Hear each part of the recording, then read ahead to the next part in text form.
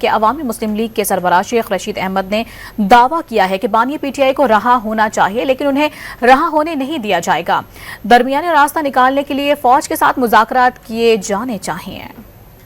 کشمیر کے بعد کے پی کے اور بلوچستان کے بھی حالات خراب ہو رہے ہیں اور امریکہ کی کانگریس کے جو 368 ممبروں نے قرارداد پاس کی ہے، یہ فوراً 47 کے ممبر نہیں ہیں، اور جو بھی اس حکومت کے ساتھ مذاکرات کرے گا وہ منہ کالا کرے گا، پھر 707 کی صابن سے وہ ہاتھ دھوئے۔ اصل مذاکرات فوج کے ساتھ کیے جائیں اور درمیانی راستہ نکالا جائے، اور موجودہ چور، ڈاکو، لٹیرے، کم ظرف، کم عقل اور ذہنی پستی کے شکار اور ناکام، نااہل بجٹ، نکما بجٹ پیش کرنے والی حکومت کو گھر بھیجا جائے۔